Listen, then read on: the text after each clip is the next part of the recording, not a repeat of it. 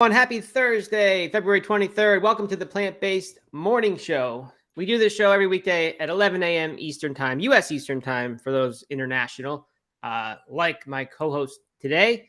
It's on Instagram, of course. That's where it started. But now it's on YouTube, where I think it's better. It's nomeatathlete.com. Sorry, I always say nomeatathlete.com when I mean youtube.com/nomeatathlete.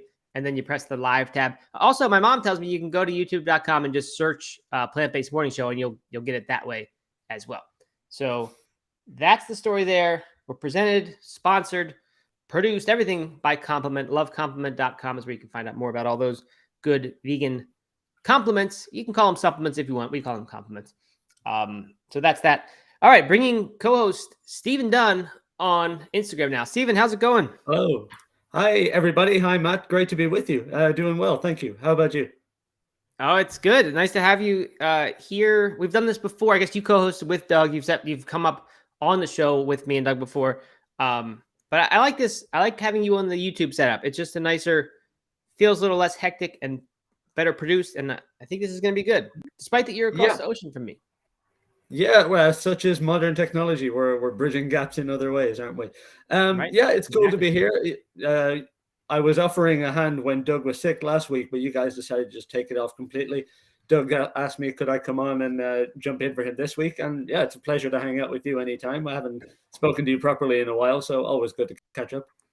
Yeah, no, it's been a while. I do appreciate your text. I've told you before, I have problems with WhatsApp where I don't get the notification. So every now and then I'll open it up and find that you sent me a story about Erling Haaland eating carrots out of his car or something. And it's always a nice surprise. Or pictures of all these amazing vegan treats you can get across the pond that we do not yet have here. So anyway, so what do you got there? You got the Kit Kat? I've come prepared. We're near. If we're not getting sponsored yet, we should be. I've got a vegan Kit Kat to enjoy and a Zero Guinness, which I'm about to open. As Matt can confirm, this is delicious. One of the better non-alcoholic beers. So, cheers. It is, and we should. I mean, if we had to, we could remind people that it's 5 p.m. over there, not really in the morning. But you know what? It is 0.0 Guinness. So is it 0.0 or 0.5? I actually don't know. I think it's called Guinness Zero, and this one is completely 0.0. Okay. I need to look at mine closer. I don't know if ours is 0.0 or just 0, and it's actually less than 0.5, like a lot of the beers here are. That's all 0. So I take that. And I know I'm getting completely sidetracked already, but we step on a tip for anyone drinking Guinness from a guy from Dublin. You have to wait till it goes black. This is not yet ready. It needs to be completely black. It's going to settle. It'll take 2 or 3 minutes, and that's the anticipation. That's the beauty of it, and then it's ready to go. Yeah. What do they call that? FYI, a little information thing there before we get on to the real business. FYI is good. So, but if you order that in a bar, any kind of Irish bar, including in the U.S., they will pour, and they did this in Germany too with other beers, which I didn't know that happened. They'll pour like 3/4 of the beer or 2/3 of the beer, and then they'll let that routine happen, and then they will pour the rest of it, and then do it again. Why are they doing 2 stages there? Well, with Guinness, I can't answer to the other beers so much. It kind of depends on, but Guinness requires a 2-part pour. I can't talk about the chemistry, the science behind it, but there's something about letting it settle and then topping it off with the nitrogen to give it that extra cream. That's all about as detailed as I can get. But all I will say is, if you're in a bar and they're pouring Guinness straight, like in one go, send it back, or at least. If you don't want to kick up a fuss, no, it's not the way it should be, and you can drink it; it'll be fine. But yeah, it should be a 2-part pour. The patience is in the process. Yeah, I think a lot of people in the U.S. have some amount of Irish heritage, and then they'll act like Guinness experts as well, and they'll get mad when the bartender doesn't do it correctly. Yeah, I mean, it's good. There's a bit of a hipster culture about it over here now, and people are getting a bit too niche in it all. Really, it's just a simple, delicious beer. Another simple thing, if they draw a shamrock, we don't draw shamrocks in the beer. That's not real either. But all right, that's enough about Guinness. Okay. But yeah, like you said, it is an excellent non-alcoholic beer. It's probably it is my favorite of the non-alcoholic beers. It's the closest to the real thing. I don't know if I can taste the difference. I did have a regular Guinness a few weeks ago after having had the non-alcoholic for, I don't know, a couple weeks. And I didn't notice it was different. I'm sure side by side you might, but I just couldn't tell the difference. So I'm amazed by that one. Okay, Yeah, so sorry, go ahead. okay, well, I'd like to hear more about it, but Cycle Michael or Cycle Michelle, I'm not sure which it is, from Instagram says Guinness is vegan? Question mark. Yes, Guinness is vegan, including the non-alcoholic one. That was not the case about 5 years ago, maybe or so, and then the big news was that they had become officially vegan. That might not still be true of like some of their other ones, like their foreign extra stout or exports, whatever. But Mhm. the Guinness Draft in the can, in the bottle. Do they still make it in the bottle? I don't even know. But and I think on the real draft too. That is all vegan. Yeah, I believe all of it is. I think even the rest, the extra Okay, stout, I believe the whole range has gone vegan, but double check to be sure. good. All right, and Mr. Jeffrey has checked in. Says good morning, Matt and Steven. I Hey, don't know Jeff. why there are no comments in the YouTube thing today. It's a little bit weird because like we have, not too Yeah, I far was from the about to normal amount ask. of attendees there. Yeah, I'm not sure what is I've the pulled deal. up YouTube, the usual stream I watch it on, just to find the comments, but I assume they just come up here normally. They'll come up in this little thing. Yeah, I'm just Hmm. wondering. So, Mr. Jeffrey or anyone else, if you can type a YouTube comment just so that we know it's working, that would be wonderful.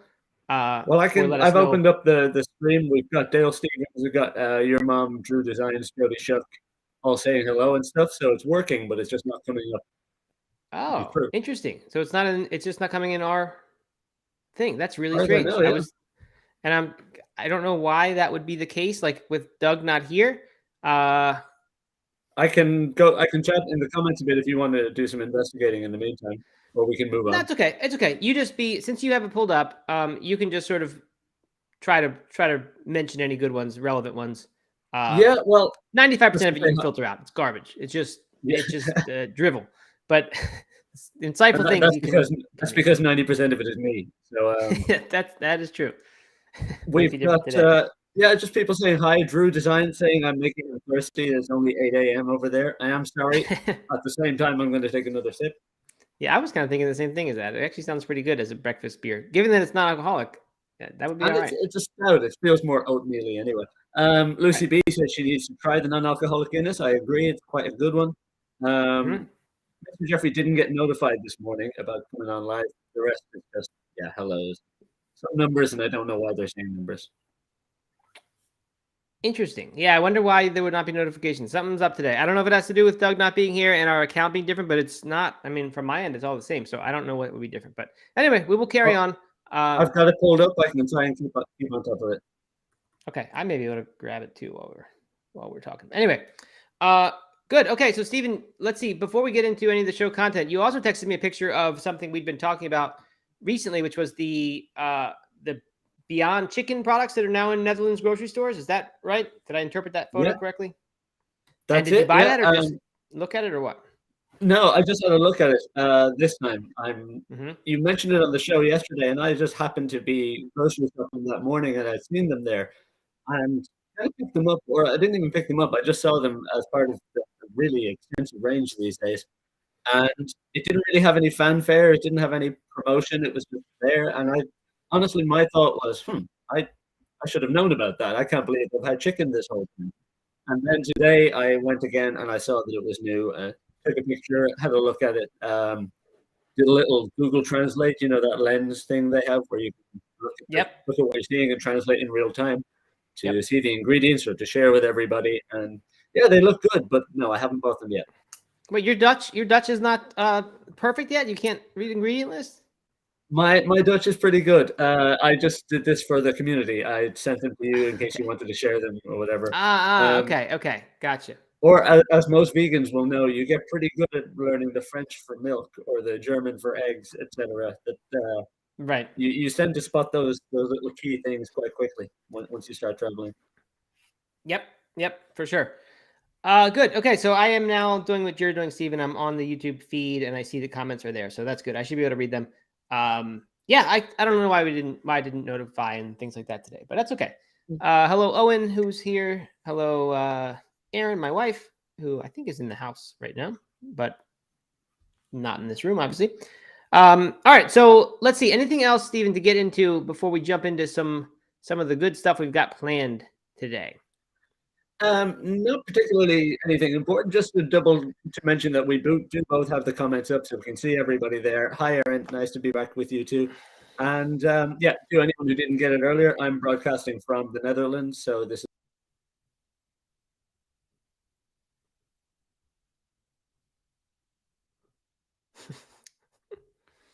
Good. All right, really quick, I got to jump back to Aisha, who says, I'll try the non-alcoholic Guinness. All my beer drinking friends say 4 different athletic brewing I gave them is too bitter. I tried to get them to convert. I am a fan of the athletic brewing, which are non-alcoholic beers, which are provided to us sometimes by a listener of the show, which is awesome. There are some of them where the hops are like have a certain bitterness to them that is more than I like as well. But I'd say go get the. Oh, Steven just left us somehow on YouTube. I don't know what happened there.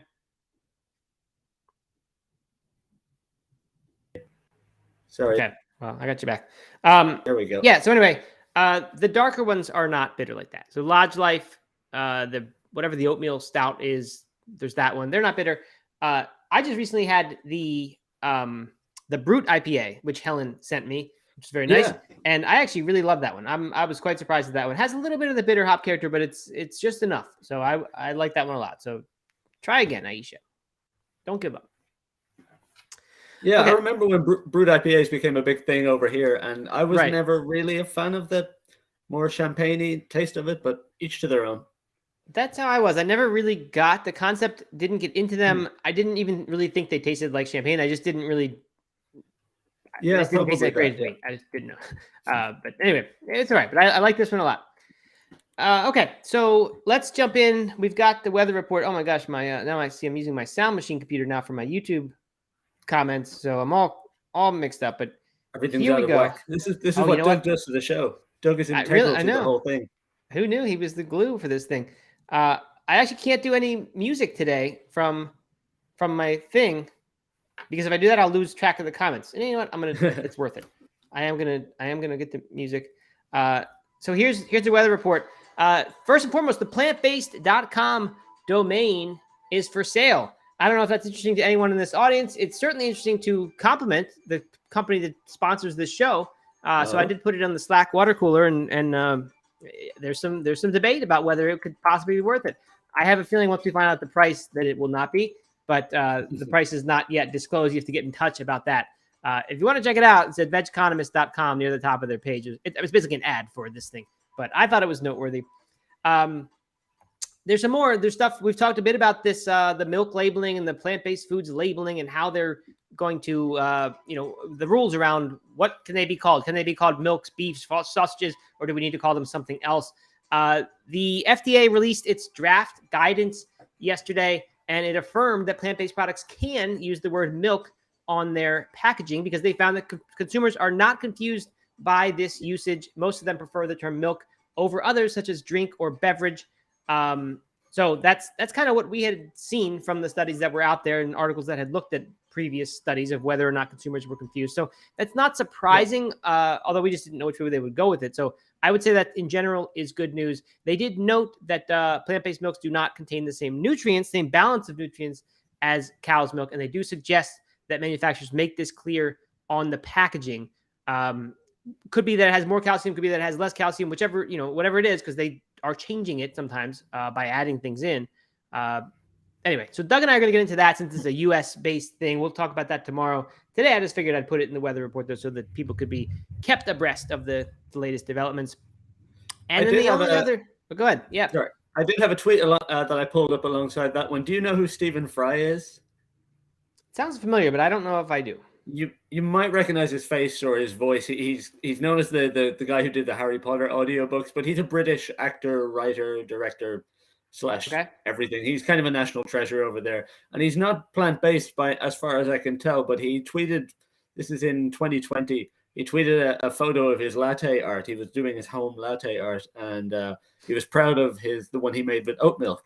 And some guy who has since deleted the response said something along the lines of, beautiful picture, but you can't call it oat milk. It's blah, blah, blah, blah, blah. And Stephen Fry is this very, very eloquent, well-spoken, intelligent human being. And his reply was, peanut butter isn't butter. Quince cheese isn't cheese. I don't know what quince cheese is. Cream of coconut isn't cream, etc. Try as dairy farmers might, history and the nature of language development will decide. So this is a guy who has no real stake in the fight, but he's just saying language is a fluid thing, and he comes at it from that very academic, intellectual standpoint. You can't limit it to an animal product. It will be whatever people talk about it.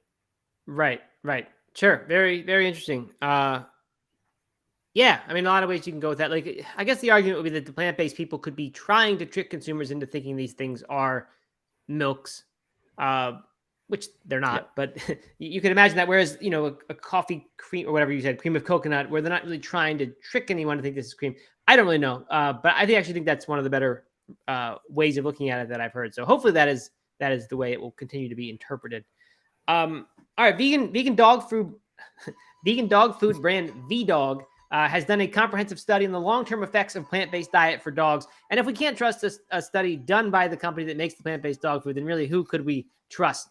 So they did have help from clinician scientists at Western University of Health Sciences College of Veterinary Medicine. And when they did, shockingly, this research confirms that dogs can thrive long-term on plant-based kibble and have a more positive impact on the planet. And a couple of the things that came out of the findings were that pet food's responsible for nearly a third of the environmental impacts from industrial animal production in terms of land use, water consumption, etc. And evolutionary adaptations enable dogs to optimize carbohydrate metabolism. I don't know. I mean, is that really a study? I guess you can get that from a study. It's not like it's an A/B test sort of thing. It's just sort of literally studying.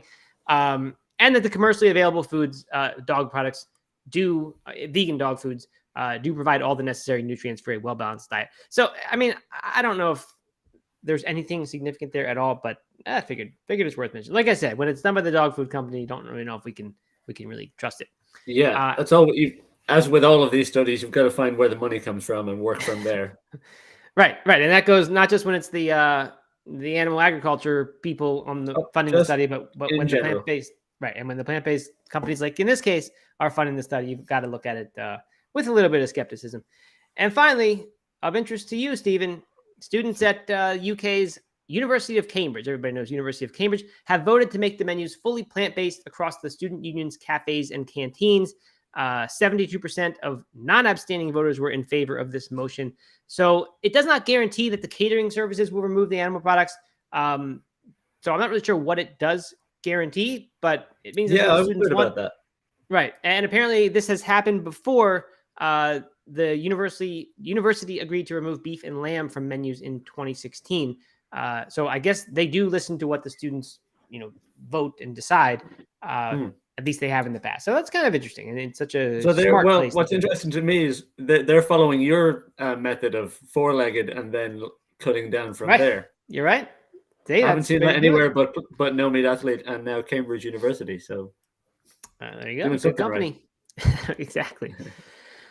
All right. So that is our weather report. As far as bigger stuff to get into, I've been looking each day for the Miyoko news. And while there's not new developments in the Miyoko's cheese news. For those who don't know, Miyoko, I guess it was announced about a week ago that Miyoko was no longer CEO at Miyoko's, what's it called? Miyoko's, I'm blanking on the name of Miyoko's Creamery. Yes.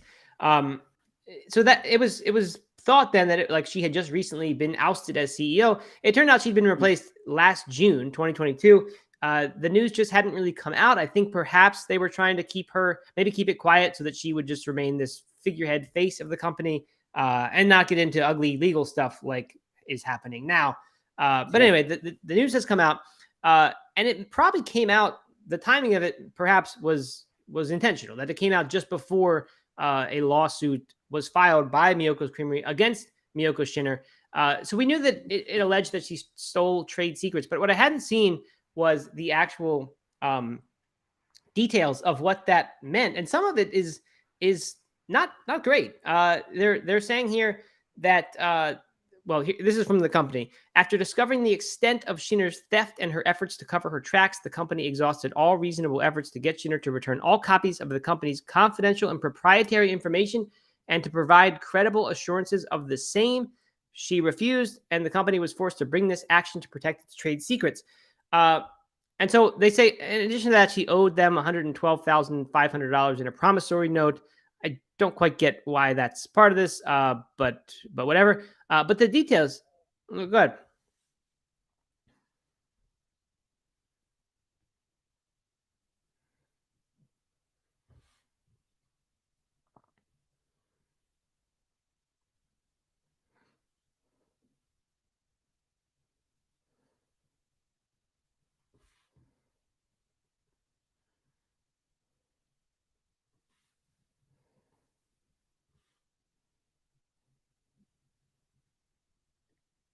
So it was tricky, but this, I didn't realize how bad it had gotten until I read this article. It's really some sour stuff, kind of pun intended.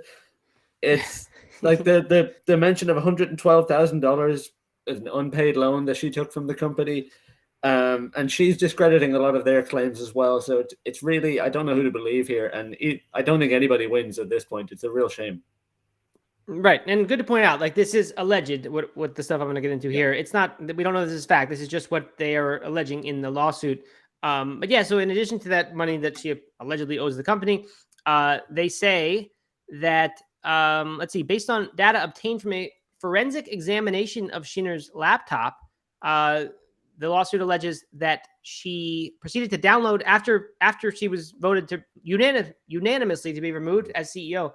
She proceeded to download over 24,000 documents from the company's cloud storage to an external hard drive before she was ultimately removed, which I think was later. And this was sort of a long process of actually her being removed. I think barely there was a history of tension between Miyoko and the board.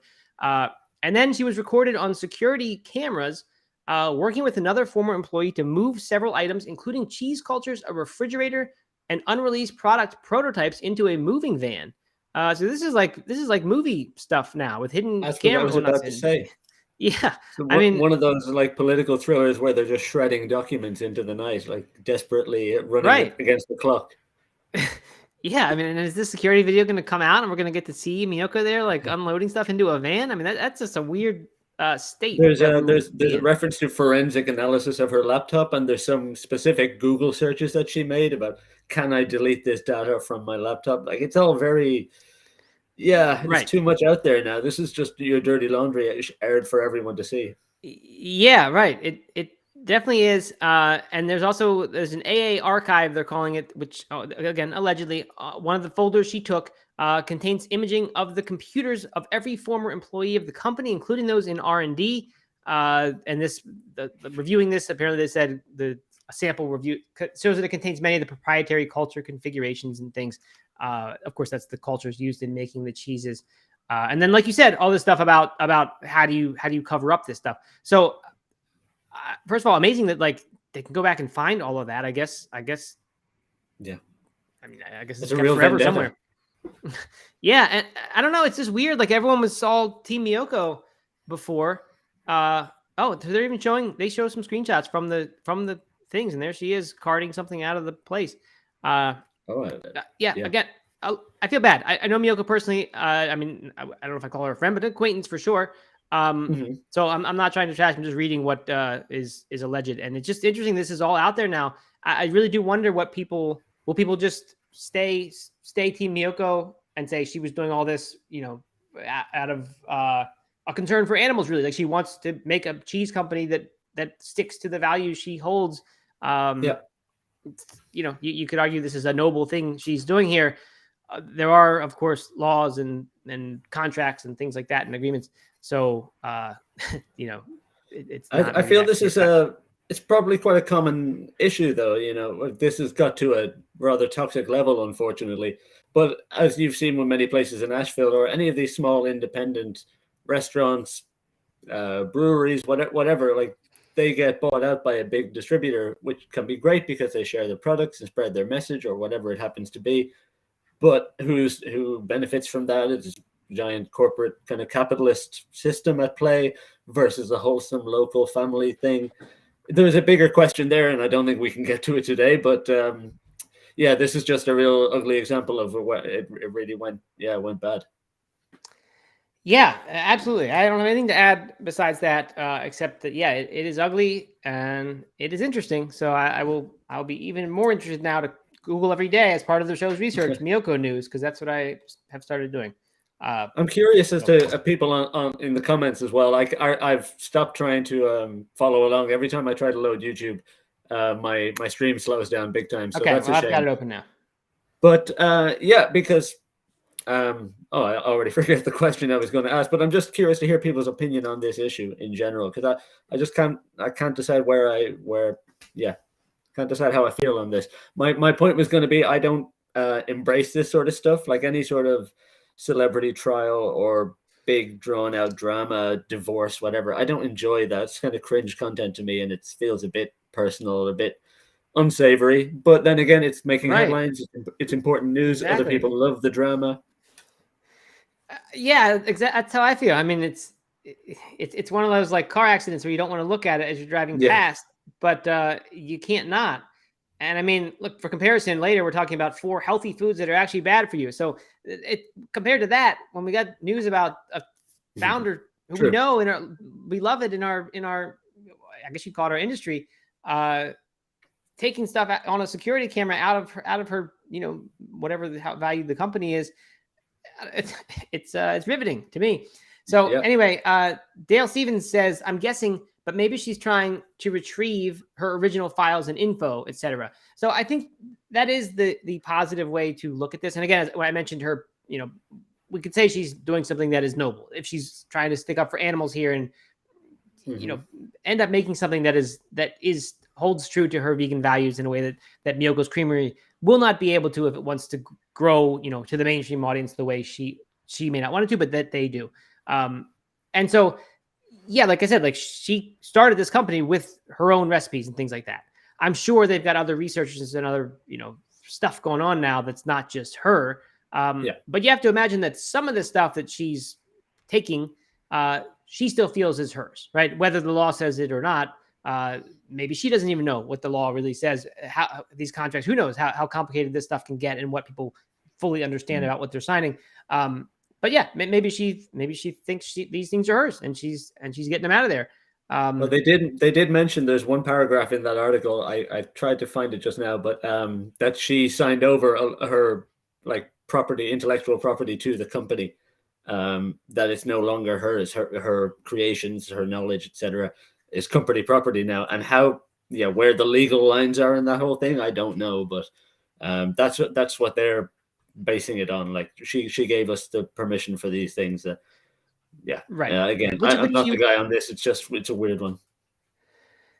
Yeah, and I think maybe people don't understand that. To me, like I'm certainly no expert in this stuff, but I think that's not very surprising. Like if you're going to take on an investment, which I assume they have done to get to the size they are at, those investors, they're smart and they want to limit their risk. They're not going to allow one person to keep all the stuff that's valuable about the company, right? Like that, it just Yeah. wouldn't.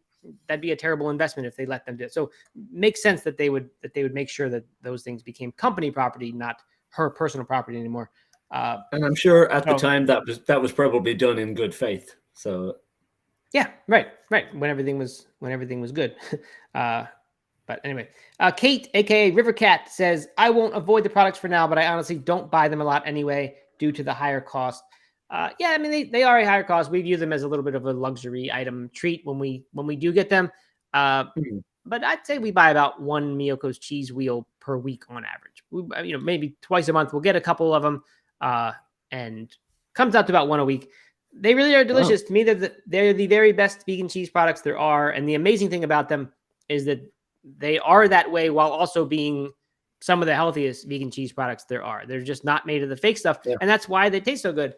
And they actually have cultured nuts. Mostly it's nuts that are cultured. So you get the complexities of cheese. It's not, and I guess they're getting better at mass production, but it doesn't feel mass produced. It still feels like it is artisan food. So they're great. Do you have them over there, Steven? Have you had them before? No, I was about to ask you. I'm maybe losing a few points as my European correspondent here, but do you know if Miyoko's is international at all? Because I've never seen it, certainly in the Netherlands or on my travels. Yeah, I would guess not, just because I feel like the United States expansion is still Yeah, developing. Like it's yeah, and I mean it's in Target now, which I think I knew, but I'm seeing now as I Google. So now that they've achieved that size, like I would think, yes, they would they'd be aiming to expand overseas. I just don't know if they have yet and haven't heard about that before. Yeah, no, I'd By the way, say that they're most of the work is probably just getting to that level where they can expand. So right. The butter is considered European style cultured vegan butter, by the way. So would be a natural okay, fit if they can get that over there. I don't even know what yeah. European style butter is, but No, I know there's certainly Irish butter, which tends to be salted, and there's a few different types, but I've never heard of the concept of European style butter. Maybe they mean Irish. Either way, it sounds good. The only time I've ever had Miyoko's products was on your back porch in Asheville, those few years ago. really, I think what did we it was. have? I can't remember. Aaron, it might have been just me and Aaron actually, or no, it was the three of Oh, us, I believe. But there were two different types. One was smoked, and I don't remember the other one. And I think we had a bit of wine and cheese on the balcony or on the back porch. And yeah, it was yes, lovely. that makes sense. Okay, good. I don't know if I knew about that little rendezvous. I'll have to investigate that one further. But I'm glad to hear you've gotten to try Miyoko. Some people do say it's sour. I appreciated your joke about sour earlier because some people do say it has an acidic taste to it, and I guess maybe it does a little bit. But Well, anyway, I think you know what it's like that I overthink basically every word that comes out of my mouth. So I can see something coming ahead, and I saw a few options, and sour was one of them, and I instantly made the connection. Welcome to my mind. there you go. So anyway, yeah, we'll continue to follow this. It seems like some people are on the like boycott Miyoko's train because of this. But Doug said yesterday, I didn't see this, but apparently she came out on some videos and said, I don't want the company to fail. I want them to succeed. Essentially, don't boycott Miyoko's because she still owns a large part of it, even if she's no longer the CEO there. So interesting. We'll see what happens. Moving on to something maybe more wholesome, we can at least feel good about indulging in. And that is from my new favorite website, bestlifeonline.com. I hope everybody doesn't start reading the Best Life Online because then they're going to know all of our stories ahead of time. But when there's not vegan news, 3 days in a row, right? I mean, it's just perfect fits for this type of content. When there's not new vegan news, Best Life Online is where I go to see what is new in their health category. And today it's 4 healthy foods that are actually bad for you, according to a nutritionist. I mean, this article doesn't really take too long to get through. Oh, you know what? Without Doug, we don't have someone sharing the articles on the screen either. Steven, we should have set you up with the ability to do that. Wait, I think that might have been a step too far. Maybe my next time I'll take over that one. But maybe I actually don't even know how to do it. If we can get one fully smooth show out there with no hiccups, then we can work on the rest. Right. Okay. Good. Well, you could do it. Just do it old school and talk through them if it's easier for you. Well, that's what we're gonna do. We're gonna run through them all. There are only 4, and they're really quick. But it does speak to kind of a bigger theme, and I think we can probably identify a few of ours. I'd be curious for those listening, if you have healthy food that people think are healthy that you know aren't. I'd love to hear what they are, because I've got a few certainly that didn't make this list. So number 1 is veggie chips, and these are those things people see them. They're like orange, yellow, and green. And they always have the I guess the ruffle cuts in them, and they sort of look like a nice little snack, right? There aren't many options usually in the vending machine. There's always potato chips, and then there's always, or very often, there's this, or the veggie straws you could do instead, which is basically the same thing, just in a straw shape. Apparently, though, they're not really any healthier than any other chips, according to this dietitian or nutritionist who is helping out with this article. She says veggie chips may seem like a healthier alternative, but most are high in fat, calories, and sodium. So I think really what they are with these veggie chips usually is they're just using different vegetables mixed up in blend maybe with the potatoes, and then they still fry them and then put salt in them. So like it's not like a huge improvement. I actually don't know for sure if that's true. Like, do they actually? When they make chips, usually they make it out of at least a potato that is still a slice of a potato. When they make veggie chips, I don't know if they're blending it and then forming it back into the shape before they fry it. I'm guessing that's what happens. I don't really know. I'd never thought about that. I think, I can't remember. I've consumed so much content these days. Was it on this show where somebody said they blend? Someone revealed about blend a common food that's blended. No, that was a different show. Sorry, someone said baby carrots are just blended carrot shaped like that way. Anyway, Is that right? I've never heard meaningless that. sidetrack. I heard it on. I think it might have been like a gamer's YouTube channel or something. It's not concrete information, but somebody I said don't think that could be true. it. Possibly not. Unreliable source. But in this instance, I didn't know that happened at all with veggie chips. I kind of assumed they were all basically just chopped and somewhat not natural, but some from the source. Well, you know how we know do they're you not enj- is because they make the straws as well, and that's exactly the same true, texture material. So they must be shaping it and then I don't think blending it we and have veggie straws over here. I've never seen them. I've Oh, seen okay. veggie chips. Yeah.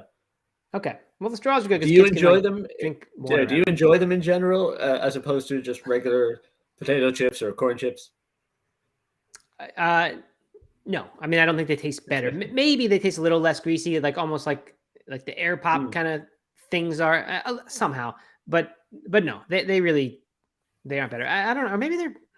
I mean, they're saying they're high in fat here. I kind of assume that some of those things were baked, the way like baked Lays are. They sort of have that texture to them. So I don't really know. I think so. But no, I don't eat really very much of this stuff anymore. I've tried hard to like move to nuts as my salty snack of choice and get away from the food. It's not quite as tasty, but that's what I do. Yeah, I'm still bad for crisps and crisps as we call them. I might get the veggie ones just for a variety thing, just for a different texture or flavor, but they're not much better, or they're not even better, and I don't pretend they're much healthier either. Yeah, I know. I mean, in the right context, nothing really beats a good potato chip. I'll give you that. Yeah, really. So, but yeah, just got to limit it. Aisha says veggie chips are lots of different starches first, then veg dust at the end of the ingredient list, whatever that means. I don't know what veg dust is. So that means vegetable dust. Cyberspace Case says they are not blended. They are whittled down essentially, but not reconstituted. Very easy to look up. He or she is talking about the carrots. That would be good. Yeah, whittled down is exactly what you figure there. That's funny. Yeah, good. And the rest goes into those bags of shredded carrots. Maybe. Yeah, that's a good question. What do they do with the rest? They're all going to the Manchester City training ground. That's right, for Erling Haaland to eat. Yeah. And they're all orange because of the Dutch royal family, which I learned from you, Stephen. And they're somehow related to Guinness 0.0 and corn chips, and we've come full circle on the Plant-Based Morning Show. Yes, exactly. All right, number 2, flavored yogurt. I'm not going to spend too long on this one. Most people listening to this show don't eat many flavored yogurts, although I guess the vegan yogurts do come with all the flavors, and probably you can probably still get the same unhealthy ones that are fruit in a small amount of fruit in syrup. That's basically just adding sugar to your yogurt. So that's why they're saying it's bad. I mean, I guess if you're getting plant-based yogurt, you don't have to deal with some of the problems with dairy, but you still got to watch out for sugar. So, watch out there. Number 3, gluten-free products. This is a huge one. I completely agree with this. One of those trends that has superseded, transcended almost all the other trends over the past 15 years has been the idea that gluten-free means healthier. And it just, people think vegan's the same as gluten-free in many cases. And I know the one about vegan being healthier is another, sort of myth that has transcended that just because it's vegan, it means it's healthier. But gluten-free, aside from people, manifesting gluten intolerances that they probably wouldn't have if they'd never heard of this. I know there are some that are real, but I also know that there are many that aren't. I feel like I have to play Doug here and balance your opinions on these things a little bit. Okay, good. We need someone. I'm sure most people know where. I think everybody in this YouTube chat every vegan here has probably been bought a pack of gluten-free pasta or a gluten-free pizza because they were vegan. So yeah, we all know that. Yeah, right. Exactly. It happens. So yeah, I mean, they could be. First of all, they're not necessarily healthier by being gluten-free. In some cases, yes. Like if they're replacing wheat with a food that in general is healthier than wheat, aside from the fact that it's gluten-free, that might be a good thing. So I'm okay with that. But like when you go from wheat pasta to rice pasta, yes, it becomes gluten-free. I don't really think it becomes healthier. It just becomes rice instead of wheat. Yeah. Barring an actual gluten intolerance or celiac disease or something. So yeah, there's that, and then it's also very possible, just like with vegan or just like with fat free, it's very possible that when you add this additional restriction, you actually make it less healthy because now you can't use, what a more whole food, because now you've got to kind of create something that mimics that whole food, and it's higher tech and more processed. So I like that one a lot. And finally, number 4, granola bars. This is no surprise. I mean, I don't know if people still think granola bars are healthy, but I don't really know many people who do. This fits like in the Cliff Bar category where like we all know this stuff is just junk. If the first ingredient is rice syrup or something, it can't possibly be good for you. So no big surprise here, but I do think a lot of parents probably are swayed by the pick the granola bar, give it to the kids. I don't know.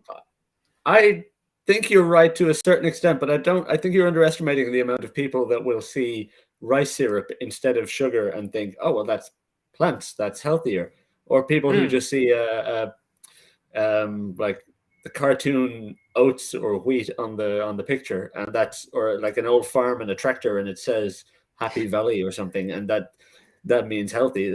There's still a lot of people who fall for that too. These products are out there. Yes, for sure. They absolutely are. And a lot of people fall for them. That is absolutely the case.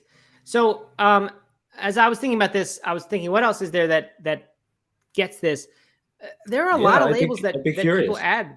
Yeah, I mean, I think there are a lot of foods that are basically these exact same types, and I'm struggling to think exactly what is the category. But it's like when they make an alternative version of a product, but still they make the product and they just put a new label on it. Like with veggie chips, right? We make an alternative chip, we're just calling it a veggie chip. Or we make an alternative pizza, but now we're calling it gluten-free. Like that is a trap that makes people suddenly start thinking, I think, that they're eating health food. And exact same thing happens with vegan. We might have a candy bar and we start writing vegan or organic sugarcane, which is a different issue altogether. But like, for example, we take an unhealthy product, we make it, we add some dietary restriction to it, and then suddenly people who care about that dietary restriction, and maybe even people who don't, start to say this has gone from junk food to health food. There you go. I hope Stephen, you don't consider the Kit Kat to be a health food. No, very much on the junk food side there. That's clear. But I do wonder, like, are there vegans out there who see that, or even non-vegans, people who see that and say, that's so good, now I can eat Kit Kats whenever I want because now they are a healthy food. I don't really know if someone is that delusional, but it's I wouldn't be surprised. I think that's part of the appeal to these manufacturers of putting those labels on there. Yeah, probably not many that go that far. Hopefully not, but yeah, hopefully not. Yeah.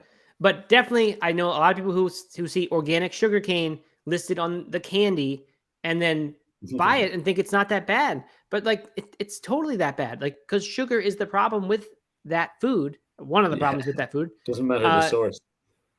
No, right. And it's still sugar. And like, you could say it is slightly better, maybe, than high fructose corn syrup. But even that doesn't really hold up to study that I've seen.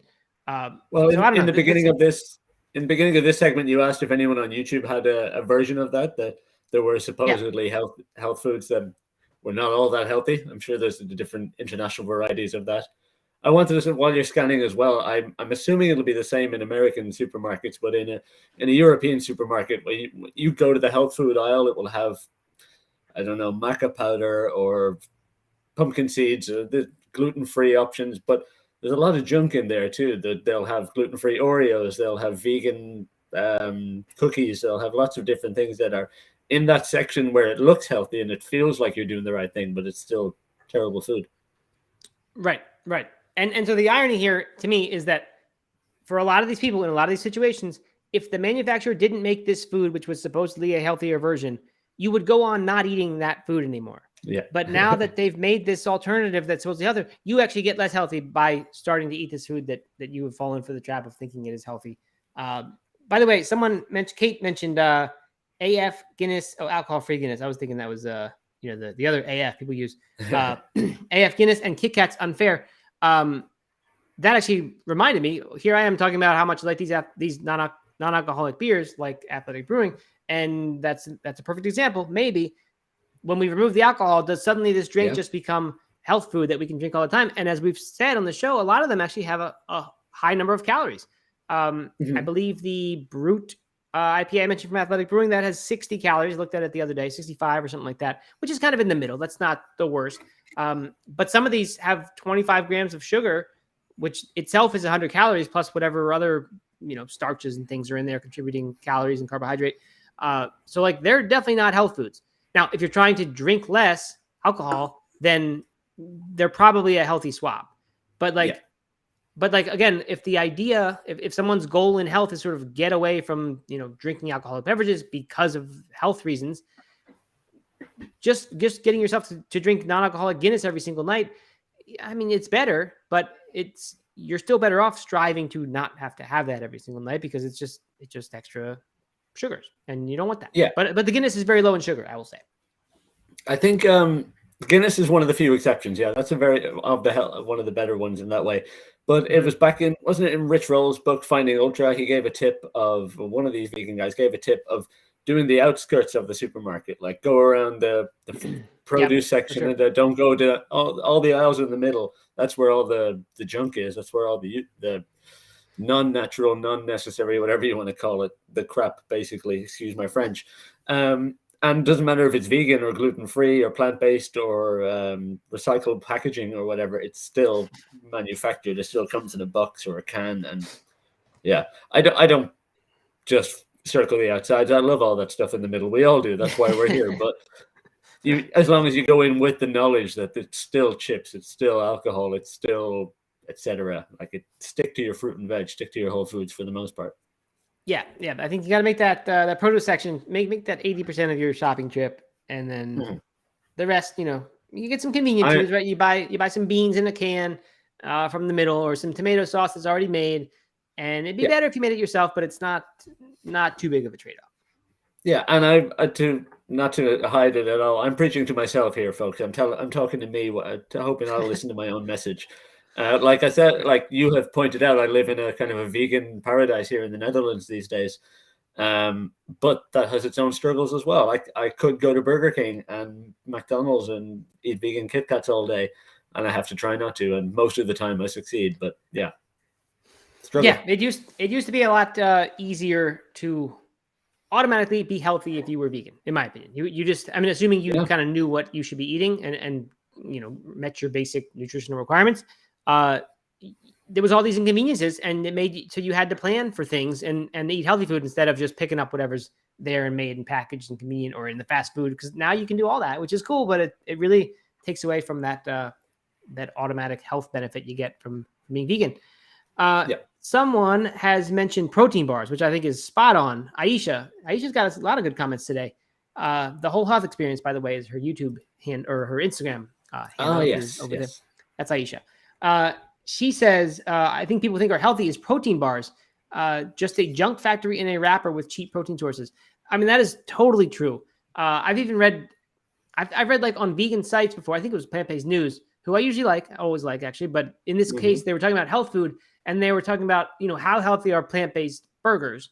And one of the lines offhand they made was like, okay, look, it's not, no one's going to this isn't a protein shake, right? It's not, like, no one's trying to argue this is a protein shake, but it's still pretty healthy because it has this. And to me, it's like a protein shake is one of the least healthy things I can imagine having. Now, you could make make a shake that is higher in protein, and certainly there are some targeted uses for that if you're trying to put on muscle or whatever. There are times when a protein shake might help you meet whatever your goal is. But to think of that as health food is, to me, just completely wrong. So the idea that it's just very, very deep, that belief that protein equals health, and it doesn't matter in what form or whatever. So that's, huge marketing. Yeah, despite all your best efforts. What's that? What is? Despite all your best efforts. Meaning what? That if you and No Meat Athlete over the years, you've tried to just spread the truth and say, despite your best efforts, people still believe all this. Yeah, that's true. Unfortunately, we reach a relatively small audience compared to the large mainstream. But yeah, you're right.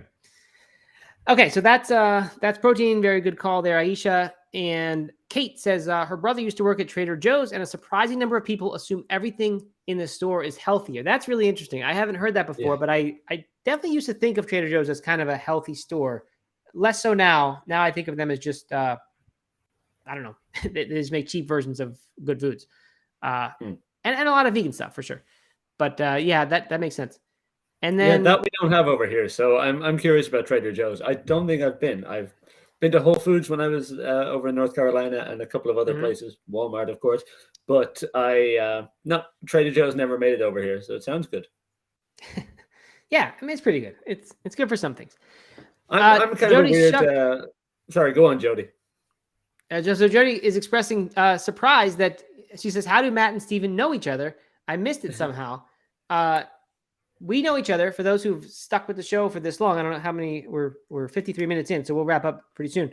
But Steven was a fan of No Meat Athlete stuff for a long time. Came to a bunch of private No Meat Athlete chat sort of bonus things you could get if you were like a super member or whatever.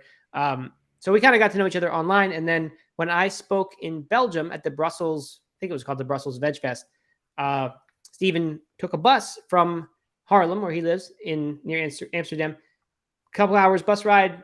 We met, hung out for the day, had lunch, just that. And then just kind of stayed in touch after that. And have since several times met up in Europe when my family has gone there. In Spain, really is the only country I think we've met in besides Belgium. And once Steven came to Asheville and hung out, stayed over at my house for, 3-4 nights and hung out with Doug as well.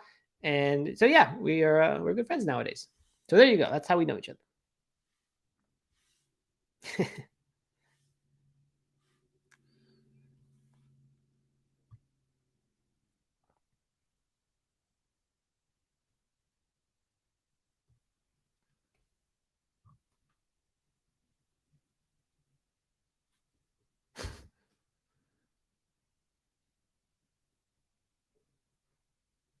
No, that's right. I appreciate that, which honestly most people do, right? Not to every form of content, every good kind of producer. It's not. I'm not being self-deprecating here. People just come and go. They just, I'm not sure. Yeah, now you're gone from YouTube. It's no disaster. I can always use the Instagram audio, which is not the nicest, but we'll see. Anyway, yeah, we'll be fine. Okay, so let's see. I guess we're gonna sign off. Let's see. Someone has jumped in. Podcast listener Cosmic Anvil says, "Podcast listener just wanted to drop in with a vote for Discord. Been hoping for a way to chat with everyone outside of the live chat." Yeah, that is awesome. That's one of the great use cases of this community site we're gonna do. Is that the podcast listeners who can't make the live show will be able to join the party, just not during showtime. So that's something I'm very excited about.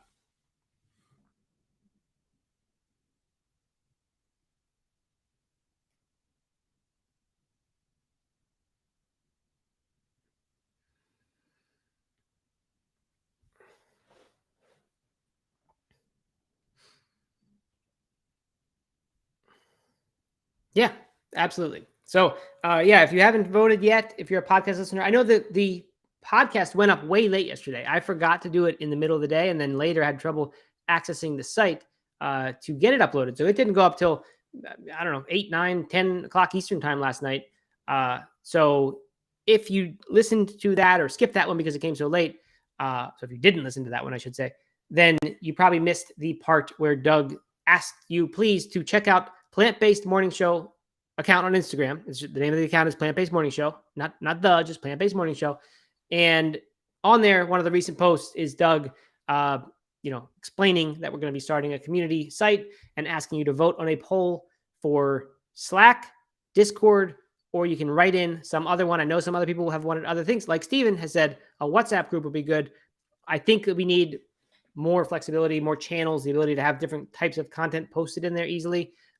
So we want to do one of these bigger sites, but if you've got one, that works really well, that isn't Slack or Discord, I'd love to hear about that as well. So please do that, especially if you're a podcast listener, because I think the people who come to the live show have had plenty of time to do it, but we'd love to get those votes from the podcast listeners who represent a much, much larger part of the audience than the people who come to the lives. Okay. All right. We're almost at an hour, so I'm going to wrap us up. And Doug will be back tomorrow, assuming nothing tragic happened on his day off that would prevent him coming back. I don't know why I'm going to that point, but hopefully Doug will be back tomorrow, and it'll be Friday. We'll wrap up the week. Fridays are always good, and that's it.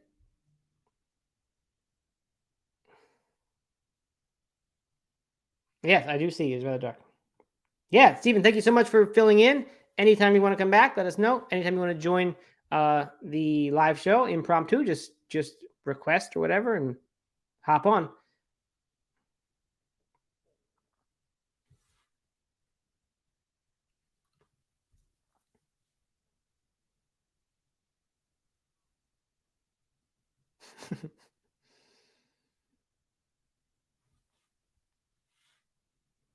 All right, good. Well, thanks everyone for coming. We will see you tomorrow.